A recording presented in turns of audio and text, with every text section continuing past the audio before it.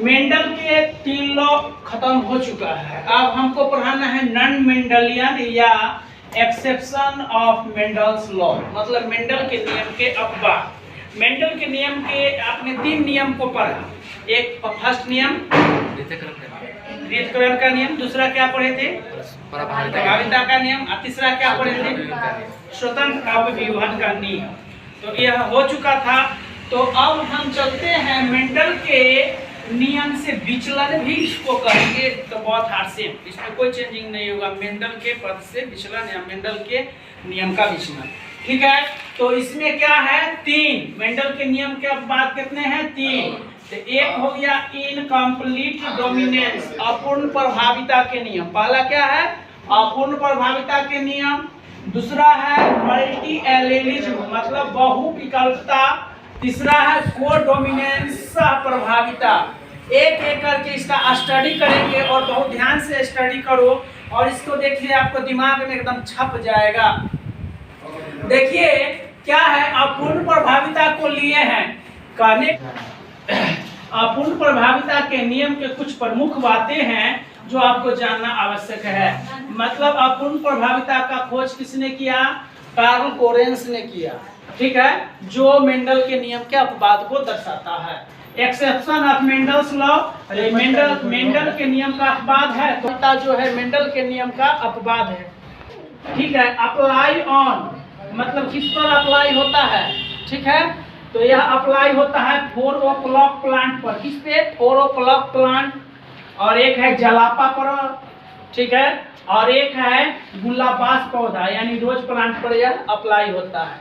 Other organism मतलब अन्य कौन सा ऐसे जंतु है जिस पर यह अप्लाई होता है, तो स्नैपड्रैगन, एनाडोलुसियन और मुर्गे मुर्गी पर भी यह अप्लाई होता है अपूर्ण प्रभाविता के नियम। यह जो है बहुत ही इम्पोर्टेंट बात है। और यहाँ पर एक देख लीजिए कैपिटल आर का मतलब होता है pure red, capital R small R का मतलब होता है पिंक, और स्मॉल डबल आर का मतलब होता है प्योर व्हाइट। तो बच्चों इस चीज को भी हमें देखना बहुत जरूरी है कि अपूर्ण प्रभाविता के नियम आखिर अप्लाई किस पर होता है, किस पर लागू होता है, किस पर लागू नहीं होता है। तो लागू सभी जीवधारी पर लागू नहीं होते हैं, कुछ जीवधारी उस पर लागू होते हैं। जैसे इतना हो गया आपको प्लांट में इस पर लागू होते हैं, और कितने जीव हो गए इस पर भी लागू होते हैं, ठीक है। हुआ कि जब एक जोड़ी विपरीत लक्षण वाले जनक को लेते हैं या एक जोड़ी विपरीत एलील वाले जनकों को जब आपस में क्रॉस कराते हैं तो उसका गैमीट क्या होता है सब अलग अलग हो जाता है। इसे शुद्धता का नियम कहते हैं। क्या कहते हैं इसे शुद्धता का नियम कहते हैं। सब अलग अलग हो गया। उसके बाद क्या होगा जब इसको आपस में फ्यूजन होगा तो यह सब प्रथम पीढ़ी जो बनेगा सब प्रभावी गुण के बनेगा। क्या बनेगा सब प्रभावी गुण के। यहाँ मिल आपको हम मोनोहाइब्रिड क्रॉस में कैपिटल टी स्मॉल टी के बीच में इस चीज को पढ़ा दिए हैं, ठीक है। सिमिलरली है। तो अब देखिए तो इसका हम लोग सेल्फिंग कराएंगे यानी capital R small R capital R small R capital R small R सब हमारा क्या हो गया फर्स्ट जेनरेशन। क्या हो गया फर्स्ट जेनरेशन। फर्स्ट जेनरेशन को सेल्फिंग के लिए छोड़ दिए। तो देखो ये दोनों में क्या हो रहा है क्रॉस हो रहा है। तो क्रॉस हो रहा है तो यहाँ पर capital double R capital R small R capital R small R और डबल स्मॉल आर बन रहा है। कहने का अर्थ यह हो गया इसका डिफिनीशन जब एक जोड़ी विपरीत लक्षण वाले जनकों को क्रॉस कराते हैं तो प्रथम पीढ़ी से उत्पन्न संतान, ठीक है, को स्वपरागण कराने के बाद जो संतान उत्पन्न होती हैं वो मतलब एक दूसरे पर प्रभावी नहीं होते हैं। इसीलिए इसे हम लोग क्या कहते हैं मेंडल के अपूर्ण प्रभाविता के नियम पूर्ण एक दूसरे पर प्रभावी नहीं हो पाते हैं। इसलिए इसको क्या कहते हैं मेंडल के अपूर्ण प्रभाविता के नियम।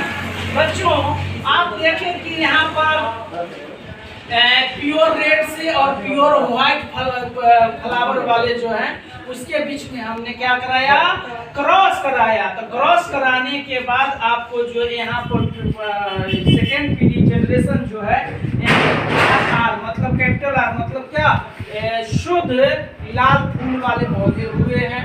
उसके बाद क्या हुआ, कैपिटल आर स्मॉल आर, गुलाबी फूल वाले 2 पौधे हुए हैं और शुद्ध